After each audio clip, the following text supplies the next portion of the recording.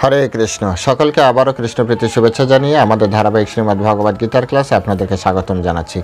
আজ আমরা শ্রীমদ্ ভগবদ গীতার অন্তর্গত 10ম অধ্যায়ের 35 নাম্বার থেকে শুরু করে 42 নাম্বার শ্লোক পর্যন্ত আমরা পড়ব, কারণ প্রত্যেকটি শ্লোক পরমেশ্বর ভগবান শ্রীকৃষ্ণের বিভূতি সম্পর্কে পরমেশ্বর ভগবান শ্রীকৃষ্ণ বলছেন। তাই এখানে যদিও প্রত্যেকটা শ্লোক অত্যন্ত গুরুত্বপূর্ণ, আমরা এখানে শুধুমাত্র যেহেতু বিভূতি, পরমেশ্বরের ভগবানের বিভূতি, তাই এখানে বিস্তরভাবে একমাত্র কৃষ্ণ না চাইলে কেউই এগুলি ব্যাখ্যা করতে সমর্থ নয়, এবং আচার্যগণও এই শ্লোকের উপরে খুব কম তাৎপর্য দিয়েছেন। তাই এই শ্লোকগুলি শুধুমাত্র আমরা কি বলা যায় যে অল্প অল্প করে জেনে আমরা এই শ্লোকগুলি শেষ করব। তো চলুন শুরু করি। শুরুতে ছোট্ট একটা অনুরোধ, যারা চ্যানেলে প্রথমবার এসেছেন অবশ্যই চ্যানেলটি আপনারা সাবস্ক্রাইব করবেন, কারণ এই চ্যানেলের মাধ্যমে আপনি প্রতিনিয়ত শ্রীমদ্ ভগবদ গীতার ধারাবাহিক ক্লাস তো পাবেনই, সাথে সাথে আরও অনেকগুলো বিষয়, যে বিষয়গুলো আমাদের সনাতন ধর্ম অবলম্বী হিসেবে আমাদের জানা উচিত, সাথে সাথে বৈষ্ণব ধর্ম অবলম্বী হিসেবে আমাদের জানা উচিত, সেই সব বিষয়গুলো আপনাদের সামনে ক্লিয়ার করা হবে। তো চলুন শুরু করি। নমো ওম বিষ্ণু পাদায় কৃষ্ণ প্রেষ্ঠায় ভূতলে শ্রীমতী ভক্তি বেদান্ত স্বামিনীতি নামিনে নমস্তে সরস্বতী দেবী গৌরবাণী প্রচারিণে নির্বিশেষ শূন্যবাদী পাশ্চাত্য দেশতারিণে বাঞ্ছা কল্পতরুর্ভৈষ্ঠ কৃপা সিন্ধু বেবচ পতিতানাং পাবনেভ্য বৈষ্ণবেভ্যো নমো নমঃ। জয় অনন্ত কোটি বৈষ্ণব বৃন্দ কি জয়, শিলা প্রভুপাদ কি জয়, নিতাই গৌর সীতানাথ প্রতি প্রমানন্দে হরি বল। হরে কৃষ্ণ কৃষ্ণ কৃষ্ণ হরে হরে, হরে রাম রাম রাম হরে হরে। ওম নমো ভগবতে বাসুদেবায়, ওম নমো ভগবতে বাসুদেবায়, ওম নমো ভগবতে বাসুদেবায়। শ্রীমদ্ ভগবদ গীতা 10ম অধ্যায় বিভূতি যোগ, শ্লোক নাম্বার 35 থেকে 42 ধীরে ধীরে আমরা পড়তে যাব। তো শ্লোক নাম্বার 35। বৃহস্যাম তৎসাম্নাম গায়ত্রী ছন্দসাম অহম মাসনম মার্গ শীর্ষ অহম ঋতুনাম কুসুমাকরাহম। বৃহৎসম তৎসাম্নাম গায়ত্রী ছন্দসামহম মাসনম মার্গ শীর্ষ অহম ঋতুনাম কুসুমাকরম। হরে কৃষ্ণ। এখন আমরা এই সংস্কৃত শ্লোকে শিল প্রভুপাদ কর্তৃক যে বাংলা ভাষানুবাদ দেওয়া হয়েছে সেই অনুবাদ আমরা পড়ব। অনুবাদ: সামবেদের মধ্যে আমি বৃহৎসাম, ছন্দসময়ের মধ্যে আমি গায়ত্রী, মাস সময়ের মধ্যে আমি অগ্রহায়ণ এবং ঋতু সময়ের মধ্যে আমি বসন্ত। আমি আরেকবার পড়ছি। সামবেদের মধ্যে আমি বৃহৎসাম, ছন্দসময়ের মধ্যে আমি গায়ত্রী, মাস সময়ের মধ্যে আমি অগ্রহায়ণ এবং ঋতু সময়ের মধ্যে আমি বসন্ত। এখানে আমাদের যে আপনার কি বলা যায় যে 4টে বেদ আছে, সেই 4টা বেদের ভিতরে সামবেদ হচ্ছে পরমেশ্বর ভগবানের, আগেই তিনি বলেছেন সামবেদ হচ্ছে পরমেশ্বর ভগবানের প্রতীক। এবং সামবেদের ভিতরে বৃহৎসাম নামে আরেকটি অংশ রয়েছে, যেটি পরমেশ্বর ভগবানের প্রতীক, কারণ এখানে সম্পূর্ণ কি বলা যায় যে সুন্দর সুন্দর সঙ্গীত সমূহের দ্বারা এটা সমৃদ্ধ রয়েছে। তো এই সঙ্গীতগুলির এক একটিকে বলা হয় হচ্ছে বৃহৎসাম। অত্যন্ত অপূর্ব মাধুর্যমণ্ডিত এবং কি বলা হয় মধ্যরাত্রে গীত হওয়ার রীতি রয়েছে এটা। এরপরে পরমেশ্বর ভগবান বললেন যে সংস্কৃত ভাষায় কবিতা লেখার যে নিয়ম রয়েছে সেটি অনেক গ্রামার রক্ষা করে, মানে ব্যাকরণ রক্ষা করে তারপরে কবিতা লিখতে হয়। এখনকার মতো ঠিক এলোমেলোভাবে ছন্দ অলঙ্কার এগুলি মান্য না করে যে যার মতো করেই বানিয়ে লিখছে। তো এখানে পরমেশ্বর ভগবান বললেন যে এটা আসলে কবিতার কোনো ঈশ্বরের ছন্দের যেভাবে কি পড়ে আমি জানি না, তো ছন্দের ভিতরে যত ধরনের মানে সুমধুর এবং সুন্দর গোছালো ছন্দ আছে তার ভিতরে পরমেশ্বর ভগবান হচ্ছেন গায়ত্রী। গায়ত্রী অত্যন্ত সুন্দরভাবে এবং ছান্দিকভাবে লেখা আছে এবং শ্রীমদ্ ভাগবতে গায়ত্রী মন্ত্রের উল্লেখ করা হয়েছে। যেহেতু গায়ত্রী মন্ত্রের মাধ্যমে ভগবানকে উপলব্ধি করা যায়, এই জন্য ইস্কনে গায়ত্রী দীক্ষা হয়, সেকেন্ড ইনিশিয়েশন যেটাকে বলা হয়, অর্থাৎ প্রথমে হরিনাম দীক্ষা হয়, পরবর্তীতে যোগ্য ব্যক্তিকে গায়ত্রী মন্ত্রে দীক্ষিত করা হয়, যেটা তথাকথিতভাবে ব্রাহ্মণ দীক্ষাও বলা হয়, কিন্তু প্রকৃতপক্ষে ওটা গায়ত্রী মন্ত্র। গায়ত্রী মন্ত্রের মাধ্যমে পরমেশ্বর ভগবানকে আরও বেশি উপলব্ধি করা যায়। যাই হোক, তো এভাবে পরমেশ্বর ভগবান হচ্ছেন গায়ত্রী মন্ত্র। মাসের ভিতরে মাসের ভিতরে রয়েছে হচ্ছে পরমেশ্বর ভগবান বলছেন যে আমি হচ্ছি অগ্রহায়ণ মাস। সমস্ত মাসের ভিতরে অগ্রহায়ণ মাস কেন? কারণ অগ্রহায়ণ মাসে আপনার ফসল সংগ্রহ করার জন্য উপযুক্ত মাস। যদিও এখন যখন তখন ফসল সংগ্রহ করা হয়, যা আপনার ধরেন বৃষ্টির উপর নির্ভর করে না, জল ধরিত্রী মাতার কাছ থেকে জোর করে তুলে নিয়ে এসে তারপরে চাষাবাদ করা হচ্ছে, কিন্তু আসলে প্রকৃতপক্ষে এটি ঠিক পন্থা নয়। ঠিক পন্থাটি হচ্ছে দেবতাদেরকে সন্তুষ্ট করে দেবতাদের দ্বারা প্রাপ্ত জল দিয়েই আপনার ফসল উৎপাদন করা, এবং ধরিত্রী মাতার পারমিশন নিয়ে ধরিত্রী মাতাই আমাদেরকে এই সব কিছু প্রদান করবেন, এটি ধর্মীয় শিক্ষা। কিন্তু বর্তমান তথাকথিত বিজ্ঞান, ভৌতিক বিজ্ঞানের প্রভাবে এখন জল জোর করে মাটির নিচে থেকে নিয়ে আসা হচ্ছে। এর ফলে সমাজের বা আপনার পরিবেশের ভারসাম্য অনেকটা অস্থির হয়ে পড়েছে। যাক, তারপরে পরমেশ্বর ভগবান বললেন যে ঋতুর মধ্যে আমি হচ্ছে বসন্ত। তো আপনারা জানেন বসন্ত ঋতু সবারই সবসময়, যদিও এখন বসন্ত ঋতু কিন্তু আমরা শুধু কোকিলের মাঝে মাঝে দু একটি ডাক শুনতে পাই। বসন্ত ঋতুর অনুভব যেভাবে বইতে দেওয়া আছে, বা আগে যারা সিনিয়র, যারা অন্তত কমসে কম 40-50 বছর যাদের বয়স হয়েছে, আপনারা সকলে জানেন যে বসন্ত ঋতু অন্তত একটা মাস ছিল যখন সম্পূর্ণ নাতিশীতোষ্ণ একটা পরিবেশ ছিল। তারপরে আরও যারা সিনিয়র আছেন তারা তো আরও সুন্দরভাবে এটি জানতে বুঝতে পারতেন। তো যাই হোক, এখন বসন্ত কাগজ কলমের ভিতরে রয়ে গিয়েছে, কিন্তু তথাপি বসন্ত ঋতুই সকল মাসের ভিতরে শ্রেষ্ঠ, কারণ এটা হচ্ছে সম্পূর্ণ নাতিশীতোষ্ণ অবস্থায় থাকে এবং সম্পূর্ণ বৃক্ষ নূতন করে নিজেকে সাজিয়ে ফেলে, ফুলে ফলে, সম্পূর্ণভাবে প্রকৃতি একেবারে নূতন জীবন নিয়ে আমাদের সামনে হাজির হয়। সেজন্য পরমেশ্বর ভগবান বললেন ঋতুর ভিতরে তিনি হচ্ছেন বসন্ত। এরপরে 36 নম্বর শ্লোক। 36 নম্বর শ্লোকে পরমেশ্বর ভগবান বলছেন দূতম ছলয়তম অস্মি তেজস্বী নাম অহম জয় অস্মি ব্যবসায় অস্মি সত্বম সত্যবতাম অহম। এখানে বলছেন সমস্ত বঞ্চনাকারীদের মধ্যে আমি হচ্ছি দ্রুতক্রিয়া। এই জন্য দ্রুতক্রিয়া নিষেধ আছে কলিযুগে। কলিযুগে যে আমাদের 4টি পাপের জায়গা আছে, প্রথমে হচ্ছে আপনার যে কোনো ধরনের প্রাণী হত্যা করা, 2 নম্বর হচ্ছে আপনার যে কোনো ধরনের নেশা করা, 3 নম্বর হচ্ছে দ্যুতিক্রিয়া, 4 নম্বর হচ্ছে অবৈধ সংঘ।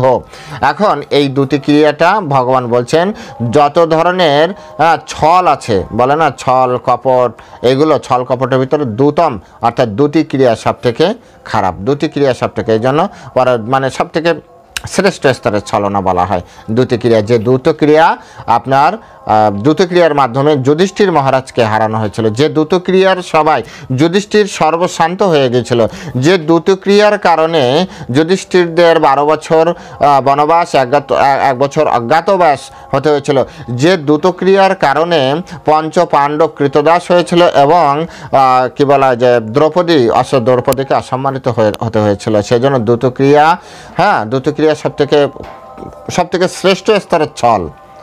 তো পরমেশ্বর ভগবান বলছেন যেহেতু শ্রেষ্ঠ সুপ্রিম, সুতরাং এটিও পরমেশ্বর ভগবানের প্রকাশ বলা যেতে পারে। তারপরে এখানে পরবর্তীতে বলা হচ্ছে তেজস্বিনাম অহম, অর্থাৎ তেজস্বীদের মধ্যে আমি হচ্ছি তেজ। পরমেশ্বর ভগবান বললেন আমরা অনেকে তেজস্বীবান ব্যক্তি দেখতে পারি না, তেজস্বী অত্যন্ত তেজস্বীমান, তো তার কথায় তেজ আছে, তার ব্যক্তিত্বে তেজ আছে। তো এই যে তেজ যেটা, সেই তেজটা হচ্ছে পরমেশ্বর ভগবান। সে অর্থাৎ ভগবানের কৃপা ছাড়া কেউ তার প্রভাব অন্যের উপরে কখনো বিস্তার করতে পারবে না।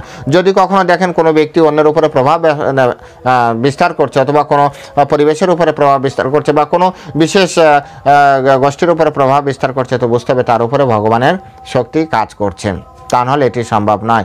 তারপরে বলছে আমি বিজয়, আমি উদ্যম এবং বলবানদের মধ্যে আমি বল। পরমেশ্বর ভগবানই হচ্ছে বিজয়। যদি আপনার জীবনে কখনো বিজয় আসে তো বুঝবেন ভগবানের আশীর্বাদ আপনার আছে। ভগবানের আশীর্বাদ নেই মানে আপনি কখনো জয়ী হতে পারবেন না।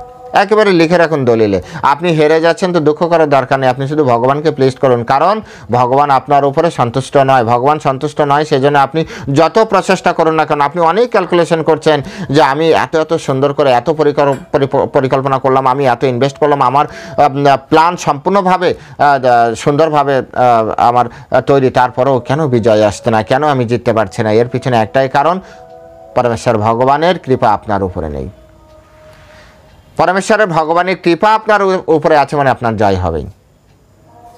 এটি নিশ্চিত 100 থেকে মানে ওভার 100% যে জীবনে পরমেশ্বর ভগবানের কৃপা আছে মানে আপনি জয়ী হবেনই হবেন। তো এখানে পরমেশ্বর ভগবান বলছেন আমি হচ্ছে বিজয়, আমি উদ্যম। আমরা অনেক সময় কাজ করতে করতে না পরিশ্রান্ত হয়ে যাই, কিন্তু আমি দেখেছি আমাদের যে সকল মহারাজ বৃন্দ আছেন ওনারা অনর্গল এক টানা আপনার কাজ করে যাচ্ছেন, কথা বলে যাচ্ছেন, ক্লাস করে যাচ্ছেন, মিটিং করে যাচ্ছেন, মানে নন স্টপ চালাচ্ছে।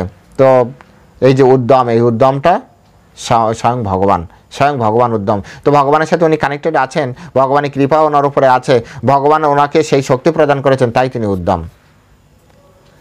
যখনই কোনো উদ্যমবিহীন লোক দেখবেন একেবারে নিশ্চিত যে তার উপরে ভগবানের কৃপা নেই, ভগবানের কৃপা তার উপরে নেই। তারপরে কি আসছে? বলবানদের মধ্যে বল, মানুষ যে বল প্রয়োগ করছে অপরের উপরে, ব্যক্তির উপরে বলেন, গোষ্ঠীর উপরে যন্ত্রের উপরে, তন্ত্রের উপরে, মন্ত্রের উপরে, যাই বলেন, যে বল প্রয়োগ করা হচ্ছে সেই যে বল, সেই বল হচ্ছে পরমেশ্বর ভগবানের প্রকাশ। এটি আমাদেরকে মানে খুব সুন্দরভাবে এটি বোঝার চেষ্টা করতে হবে, খুব সুন্দরভাবে এবং সূক্ষ্মভাবে, যে আমরা যা কিছু করছি, যত শক্তি প্রয়োগ করছি সব কিছু কিন্তু পরমেশ্বর ভগবানেরই শক্তির প্রকাশ। তারপরে পরমেশ্বর ভগবান 37 নম্বর শ্লোকে বলছেন বৃষ্ণিনাম অহম বাসুদেবস্মি পাণ্ডবানাম ধনঞ্জয় মুনিনাম অপি অহম ব্যাস কবীনাম অসুনা কবি। বৃষ্ণিনাম বাসুদেবস্মি পাণ্ডবানাম ধনঞ্জয় মুনিনাম অপি অহম ব্যাস কবীনাম অসুনা কবি। অর্থাৎ পরমেশ্বর ভগবান বলছেন বৃষ্ণিদের মধ্যে, অর্থাৎ বৃষ্ণি বংশে ভগবান জন্মগ্রহণ করেছিলেন, বৃষ্ণিদের মধ্যে আমি বাসুদেব। হ্যাঁ, বৃষ্ণি বংশে যত ব্যক্তি এসেছে তার ভিতরে পরমেশ্বর ভগবান বাসুদেব। সবাই না, অন্য অনেক আর কারো নাম হতে পারে বাসুদেব, যেমন এই জগতে অনেকে রাখে বাসুদেব রাখে, ঠিক আছে, বাসুদেব নাম রেখেছে। আপনারা আপনাদের অনেক সন্তানে বা আশেপাশে অনেকে দেখবেন কৃষ্ণ নামে আছে, তারপরে বাসুদেব নামে আছে, কিন্তু পরমেশ্বর ভগবান তিনি বৃষ্ণি বংশের ভিতরে এসেছেন এবং বৃষ্ণি বংশে যে নাম বাসুদেব তিনি হচ্ছেন পরমেশ্বর ভগবান শ্রীকৃষ্ণ। এবং শুধু নামে নয়, তার কার্যক্রমও সেরকম। তারপরে তিনি বলছেন পাণ্ডবদের মধ্যে আমি অর্জুন, ধনঞ্জয়। পাণ্ডবদের ভিতরে পাণ্ডব, পঞ্চপাণ্ডব আপনারা জানেন, যুধিষ্ঠির, তারপরে হচ্ছে আপনার ভীম, তারপর অর্জুন, তারপর নকুল, তারপর সহদেব। এই 5 জনের ভিতরে তিনি হচ্ছেন অর্জুন। পরমেশ্বর ভগবান হচ্ছেন অর্জুন। যুধিষ্ঠিরের কাছে প্রচণ্ড পরিমাণে ধর্মীয় জ্ঞান ছিল কিন্তু বলের আধিক্যতা কম ছিল। ভীম প্রচণ্ড পরিমাণে বল ছিল কিন্তু তার ভিতরে জ্ঞানের আধিক্যতা কম ছিল। অর্জুনই একমাত্র ব্যক্তি যার ভিতরে প্রচণ্ড মাত্রায় জ্ঞান, প্রচণ্ড মাত্রায় আপনার হচ্ছে কি বলা যায় যে বুদ্ধি, তারপরে প্রচণ্ড মাত্রায় ধর্ম, প্রচণ্ড মাত্রায় বল, এগুলি সব কিছু মানে মিক্সড একটা, যে একটা রাজ্য পরিচালনা করার জন্য যত গুণ দরকার তা যে কম্বো প্যাক যেটাকে বলা হয়, সেই কম্বো প্যাক হচ্ছে অর্জুন। এই জন্য পরমেশ্বর ভগবান বললেন পাণ্ডবদের ভিতরে আমি হচ্ছে অর্জুন, মুনিদের ভিতরে আমি হচ্ছে ব্যাস। অ্যাকচুয়ালি ব্যাসদেব হচ্ছে যত মুনি আছে, ভগবান হচ্ছে শাক্তাবেশ অবতার রূপে এসেছেন ব্যাসদেব। আমাদের ব্যাস অ্যাকচুয়ালি এখানে শুধু ব্যাস এই কারণে ব্যবহৃত হচ্ছে, ব্যাস একটা পজিশন, একটা চেয়ার, যেমন প্রধানমন্ত্রী একটা চেয়ার, ওই চেয়ারে যে বসে তাকে আমরা প্রধানমন্ত্রী বলি।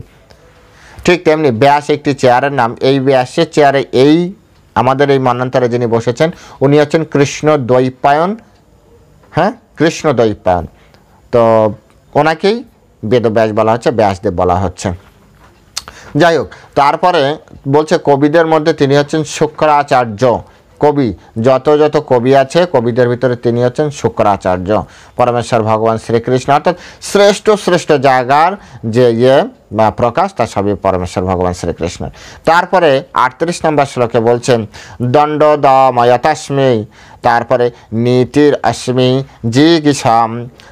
জিগীষতাম মৌনম চৈব অস্মি গুজ্বানাম জ্ঞানবতাম অহম। হ্যাঁ, দণ্ড দমায়তাম অস্মি নীতির অস্মি জিগীষতাম মৌনম চৈব অস্মি গুজ্বানাম জ্ঞানবতাম অহম। বলছে দমনকারীদের মধ্যে আমি হচ্ছি দণ্ড। কাউকে যদি আপনাকে দমন করতে হয় তো তাকে দণ্ডের মাধ্যমে, অর্থাৎ কঠিন দণ্ডের মাধ্যমে আপনি কাউকে দমন করতে পারেন। আপনি এমনি কাউকে, সবাই আপনার কথা ভালোবেসে শোনে না, সবাই ভালোবাসার কথা শোনে না, তখন কি করতে হয়? দণ্ড প্রয়োগ করতে হয়। হ্যাঁ, কষ্ট দিতে হয়, দণ্ড। তো বলছে দমনকারীদের মধ্যে আমি হচ্ছি দণ্ড। দেখবেন অনেক সময় সরকার আমাদেরকে দমন করার চেষ্টা করে, প্রথমে একটা অ্যানাউন্সমেন্ট করে, শোনে না, তখনও আন্দোলন চলছে, তারপরে পুলিশ ফোর্সের মাধ্যমে দমন করার চেষ্টা করে, দণ্ড দান করার মাধ্যমে, হ্যাঁ, হিট করে যেটাকে। তো ভগবান হচ্ছে এই যে হিট করার যে দণ্ড যেটা, সেটাই হচ্ছে পরমেশ্বর ভগবান, অর্থাৎ দমনকারীদের ভিতরে তিনি হচ্ছেন দণ্ড। তারপর হচ্ছে জয় অভিলাষীদের মধ্যে আমি হচ্ছি নীতি। জয় অভিলাষী অর্থাৎ শুধু জয়ের অভিলাষ করলে হবে না, নীতিগতভাবে থাকতে হবে। যেমন পাণ্ডবরা জয়ের অভিলাষ করেছিল, এটা সত্য, কিন্তু তারা নীতিগতভাবে তো ঠিক ছিল, তাদের ধর্ম ছিল, ধার্মিকভাবে তারা সুন্দরভাবে জীবনযাপন করেছিল। অর্থাৎ নীতি যদি না থাকে তাহলে জয়ের অভিলাষ, যে অভিলাষ বা আপনি যদি জয়ীও হন, তাহলে সেক্ষেত্রে ভগবানের আপনার উপরে কোনো কৃপা থাকবে না, কৃপা থাকবে না, এটি বুঝতে হবে। ভারতবর্ষ একসময় মুঘলরা, সুলতানরা, তারপরে আপনার ব্রিটিশরা, বিভিন্ন ব্যক্তি ভারতবর্ষকে শাসন করেছে এবং তারা জয় পেয়েছিল। তৎকালীন সময় যে সকল শাসকবৃন্দ ছিল, হিন্দু শাসকবৃন্দ, তাদের উপরে যুদ্ধ করে জয় লাভ করে তারপরে তারা এই দেশকে দখল করেছিল।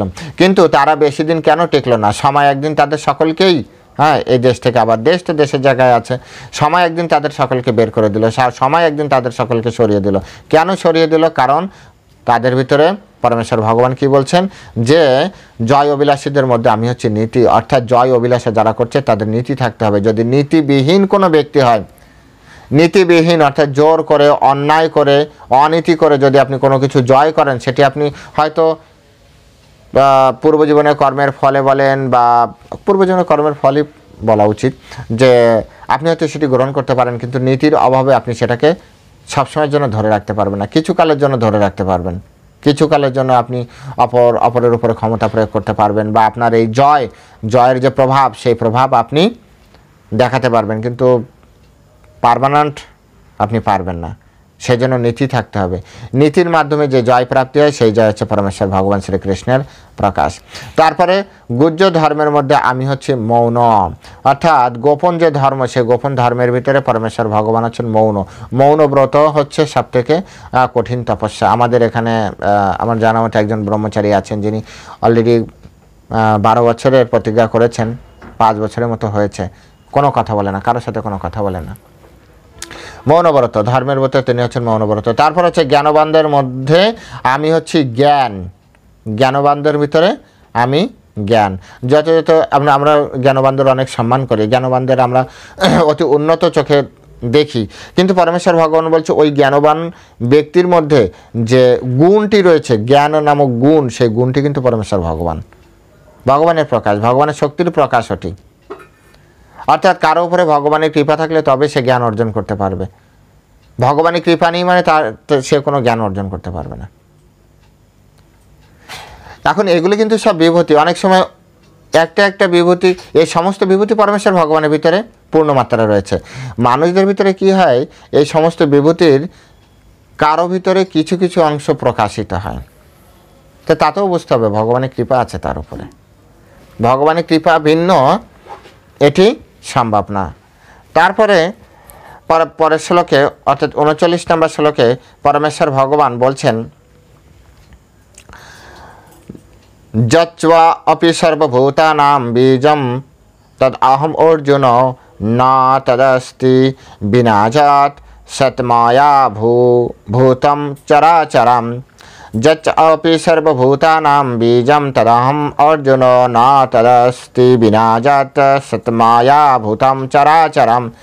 হে অর্জুন, যা সর্বভূতের বীজ স্বরূপ তাও আমি, যেহেতু আমাকে ছাড়া স্থাবর ও জঙ্গম কোনো বস্তুরই অস্তিত্ব থাকতে পারে না।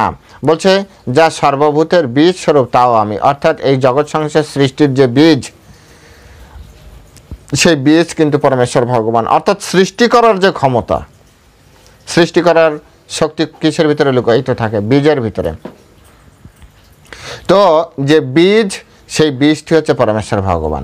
যেহেতু আমাকে ছাড়া স্থাবর জঙ্গম কোনো বস্তুরই অস্তিত্ব থাকতে পারে না, তো বুঝতেই পারছেন যে পরমেশ্বর ভগবান ছাড়া সৃষ্টিও কেউ করতে পারবে না। তারপরে বলছে, না অন্ত অস্তি মম দিব্যানাম বিভূতিনাম পরন্তপ এষ তৎ উদ্দেশত প্রক্ত বিভূতির বিস্তর মায়া না অন্ত অস্তি মম দিব্যানাম বিভূতিনাম পরন্তপ এষ তৎ উদ্দেশত প্রক্ত্বা বিভূতে বিস্তর মায়া। হে পরন্তপ, আমার দিব্য বিভূতি সমূহের অন্ত নেই। পরমেশ্বর ভগবান নিজে বললেন, এ তো মাত্র কয়েকটা বিভূতির কথা তিনি বললেন। ভগবান বলছেন যে আমার দিব্য বিভূতির অন্ত নেই, আমি সারা দিন রাত বলেও শেষও করতে পারবো না, তুমি শুনেও শেষ করতে পারবে না। এদিকে সময় চলে যাবে, যুদ্ধ কিন্তু বন্ধ হয়ে থাকবে। তো পরমেশ্বর ভগবান বললেন আমার বিভূতির অর্থাৎ শক্তির শেষ নেই।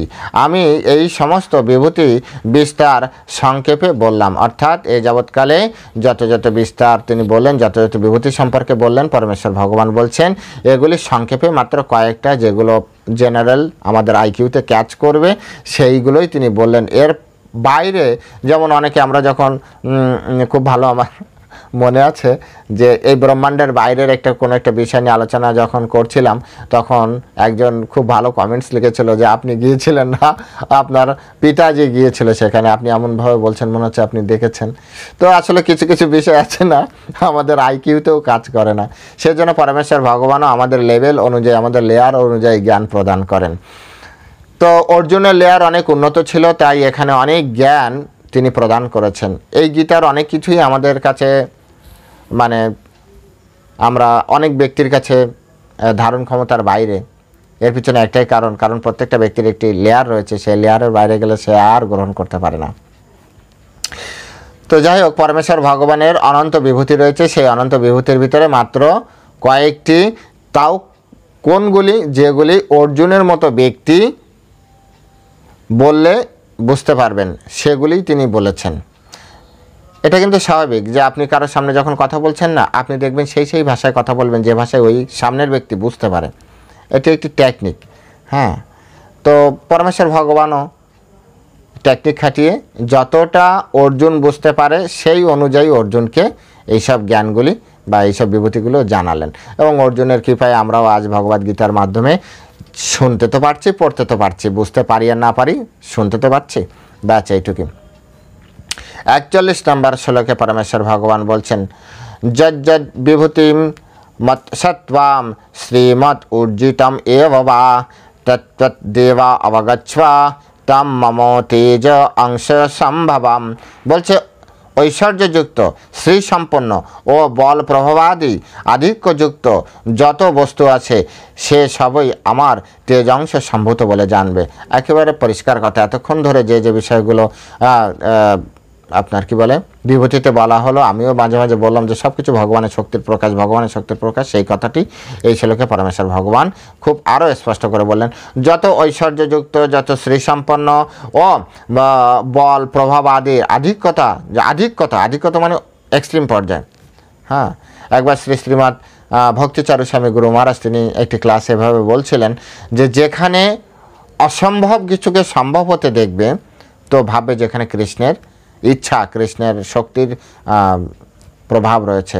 মেবি এই শ্লোকের উপরে বেচ করে উনি বলেছেন যে শিল প্রভুপাদের বিষয়কে, যে শিল প্রভুপাদ 70 বছর বয়সে সারা পৃথিবীর মানুষকে তিনি, কারণ একটা বৃদ্ধ বয়সে সকলে কিভাবে তার প্রতি আকর্ষিত হয়েছে আমরা দেখতে পেয়েছি পরবর্তীতে। তো সকলে যেহেতু তার প্রতি আকর্ষিত হয়েছে, তার কথায় আজ সারা পৃথিবীব্যাপী সনাতন ধর্মের এই প্রচার প্রসার হচ্ছে। তো নিশ্চিত রূপে কৃষ্ণের কৃপা এবং কৃষ্ণের শক্তি ওনার উপরে বর্তমান আছে, তা না হলে তিনি কখনোই পারতেন না। তো এর থেকে বোঝা যায় যে তিনি পরমেশ্বর ভগবান শ্রীকৃষ্ণের কত প্রিয়, যে ওনার মতো ব্যক্তিকে তিনি এই কার্য করার শক্তি প্রদান করেছেন। তো এখানে সেভাবে বলছেন যে বল প্রভাবাদি আধিক্যযুক্ত, আধিক্যতা যেখানে একেবারে খুব বড় মাপের আধিক্যতা থাকবে, সেখানে আমরা কি ভাববো, সেখানে পরমেশ্বর ভগবান শ্রীকৃষ্ণের কি থাকবে, তেজাংশ সম্ভূত, বলে তেজের অংশ, এসব ভগবানের তেজের অংশ। তারপরে 42 নম্বর শ্লোকে বলছে, অথবা বহু নৈতে ন কিম জ্ঞাতে ন তব অর্জুন বিষ্টভা অহম ইদাম কৃতাস্নাম এক অংশেন স্থিত জগৎ। বলছে অথবা বহু নৈতে ন কিম জ্ঞাতেন তব অর্জুন বিশিষ্টা অহম ইদম কৃতস্নাম একাংশেন স্থিতা জগৎ। বলছে হে অর্জুন, অথবা এই প্রকার বহু জ্ঞানের দ্বারা তোমার কি প্রয়োজন। কত সুন্দর কথা। আমরা অনেক সময় অনেক কিছু জানতে চাই, তো পরমেশ্বর ভগবান এই লাইনের দ্বারা অনেক কিছু আমাদের এখানে স্টপ করার কথা বললেন যে অর্জুন, এই প্রকার বহু জ্ঞানের দ্বারা তোমার কি প্রয়োজন। ধর আমি একটা জগৎ কিভাবে চালাচ্ছি, তো চালাতে তো আমাকে হচ্ছে, তোমাকে আমি বললেও বা তুমি কি করবে, তুমি চালাবে, তোমার চালানোর ক্ষমতা আছে, বা না তুমি আমাকে হেল্প করতে পারবে, কি করতে পারবে। এমন কিছু বিষয়, এমন কিছু জ্ঞান আছে যে জ্ঞান বাস্তবে আমাদের কোনো কাজে লাগে না। সেই জ্ঞান জানার জন্য আমরা অনেক উদ্গ্রীব হই। যেমন আমরা মঙ্গল গ্রহে যাওয়ার জন্য আমরা উদ্গ্রীব হচ্ছি। বাস্তবিকভাবে যদি দেখেন মঙ্গল গ্রহে আমাদের সকলের কী উপকার হবে। মঙ্গল গ্রহে বা সূর্যলোকে যাওয়ার আমরা চেষ্টা করছি, অনেক অনেক মেশিন তৈরি করা হচ্ছে, শুনেছি, মাঝে মাঝে দেখি ইউটিউবে এইরকম একটা মেশিন তৈরি করা হচ্ছে যেখানে সূর্যলোকে যাবে। সূর্যলোকে মেশিন যদি ঢুকেও যায়, মানুষ কি যেতে পারবে? মানুষের ওইখান থেকে অত দূর থেকে সূর্যের আলো আসে, তাই আমাদের ত্বক জ্বালা করে, আর সূর্যলোকে গেলে আমরা বাঁচতে পারবো? এখানে সেই কথাটি বলছেন, অথবা এই প্রকার বহু জ্ঞানের দ্বারা তোমার কি প্রয়োজন, অথবা বহুনৈতেন কিম জ্ঞাতেন তব অর্জুন, তোমার কি প্রয়োজন বলো। আমরা অনেক সময় বলি না, হ্যাঁ রে বল বল, উনি কী বলেছে কী বলেছে, আরে তোমার জানার কি দরকার। এটা আমাদের একটা গুরুত্বপূর্ণ সিদ্ধান্ত। এই জায়গাটা একটা সিদ্ধান্তের ব্যাপার আছে। এই জগতে প্রচুর পরিমাণে বিভিন্ন কিছু রয়েছে, কিন্তু দেখতে হবে এর মধ্যে আপনার কিসের প্রয়োজন। যে বিষয়ে আপনার প্রয়োজন নেই সে বিষয়ে বেকার আপনার মাথা খাটিয়ে কোনো লাভ নেই। আমাদের দেখবেন যে চায়ের দোকানে বসে প্রতিদিন সরকার ওঠায়, প্রতিদিন সরকার নামায়, কি হয় তাতে? শুধু চা খাওয়া শেষ, টাকা দিয়ে বাড়ি চলে আসলো, হয়ে গেল পলিটিক্স।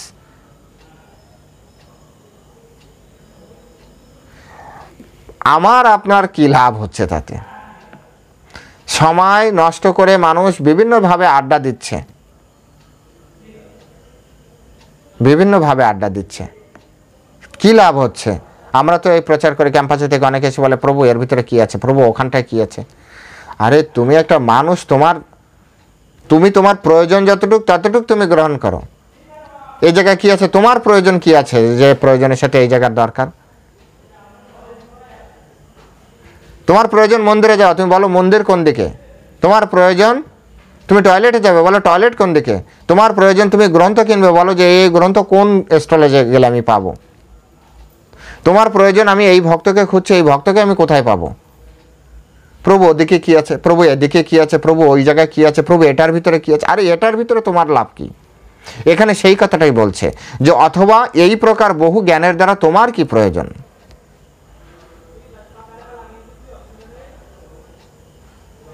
একজনের ঘরে এক হাঁড়ি রান্না হয়েছে, আপনাকে একটা প্লেট দিয়েছে, হ্যাঁ গো কতটা রান্না হলো, এখানে কতটা রান্না হলো, তোমার কি প্রয়োজন? তুমি কি সব খাবে, খেতে পারবে? তোমার যতটুক ততটুক। হ্যাঁ, এখানে একটা কথা থাকতে পারে, না আমাকে তো জানতে হবে সবাই মিলে খেতে পারবে কিনা পারবে। সেটা যে রান্না করেছে সে হিসেব করেই রান্না করেছে। মানে অ্যাভারেজ একটা যে কিছু বিষয় আছে যেগুলি আমাদের দরকার নেই, সেসব বিষয়ে আমরা অতিরিক্ত মাথা খাটাই, আর অতিরিক্ত মাথা খাটাতে যেয়ে আমাদের গণ্ডগোল হয়। ফ্যামিলিতে গণ্ডগোল হয়, দেশে গণ্ডগোল হয়, মানুষে মানুষে গণ্ডগোল হয়, সমাজে সমাজে গণ্ডগোল হয়। এই বিভেদের কারণ হচ্ছে অতিরিক্ত। হ্যাঁ, বহু জ্ঞানের কি প্রয়োজন, আমার কি প্রয়োজন, আমি জানি না বুঝি না। হ্যাঁ হ্যাঁ বল না, ডাক্তার কীভাবে অপারেশন করেছে, ডাক্তার কীভাবে অপারেশন করেছে জানলে কি তুমি ডাক্তার হয়ে যাবে? কি কি হবে কি যে ডাক্তার কিভাবে অপারেশন করে? ওটা ডাক্তার একটা বিদ্যা, ওর জন্য অনেক সময় অনেক শ্রম দিয়ে অনেক তপস্যা করে তারপরে বিদ্যাটা শিখতে হয়। তুমি শেখো যদি সময় বয়স থাকে, জ্ঞান থাকে, মেধা থাকে, শক্তি থাকে, সামর্থ্য থাকে। পরমেশ্বর ভগবানের এই শ্লোকটি আমাদের জীবনে অনেক কাজে আমরা ব্যবহার করতে পারি। যে অর্জুন, এই প্রকারের বহু জ্ঞানের দ্বারা তোমার কি প্রয়োজন? আমি আমার একাংশের দ্বারা সমগ্র জগৎকে ব্যাপ্ত করে অবস্থিত আছি। ভগবানের পুরোটা যদি বলে না যে 4টা অংশ, হ্যাঁ, তো 4-এর এক অংশ দ্বারা তিনি হচ্ছেন এই জগৎকে তিনি অবস্থান করেছে, তিনি ধারণ করে আছেন। ভগবানের কত শক্তি। আবার এই শ্লোক দ্বারা বলা হয় যে এই জড়জগৎ হচ্ছে 4 ভাগের 1 ভাগ, চিৎ জগৎ হচ্ছে 3 ভাগ, অর্থাৎ বেশিরভাগ ভালো মানুষ সব চিৎ জগতে রয়েছে। যারা কিছু কিছু একটু দুষ্টুমি করে তাদেরকে জড়জগতে পাঠানো হয়, ভৌতিক ব্রহ্মাণ্ডে। আর সেই ব্রহ্মাণ্ড অনন্ত কোটি, যেটাকে বর্তমানে সায়েন্সের ভাষা বলে মাল্টিভার্স। প্রচুর পরিমাণে কত ব্রহ্মাণ্ড রয়েছে। ব্রহ্মাণ্ড মানে কিন্তু আবার এই গ্রহ ভাববেন না, এই যে তারা এগুলো কিন্তু ব্রহ্মাণ্ড না। এই সব আপনি যা দৃশ্যমান যা কিছু আছে তা সব একটা ব্রহ্মাণ্ডের একটা বলের ভিতরে আছে। এইরকম অনন্ত কোটি বল রয়েছে। দৃশ্যমান অদৃশ্যমান যা কিছু আপনার সামনে, এই যে বলে না ভয়েজার গিয়েছে, এই গিয়েছে সেই গিয়েছে, এরা যা যা নিউজ দিয়েছে সবই একটা ব্রহ্মাণ্ডের অন্তর্ভুক্ত। এইরকম রয়েছে অনন্ত কোটি, এসব একটা বলের ভিতরে আছে। এইরকম রয়েছে অনন্ত কোটি ব্রহ্মাণ্ড। কতটা বলা যেতে পারে, বলছে যে সমুদ্রের ফেনা হয় না, বুদবুদ হয়, ওই রকম প্রতিনিয়ত হচ্ছে, প্রতিনিয়ত ফাটছে, দম ফেটে যাচ্ছে।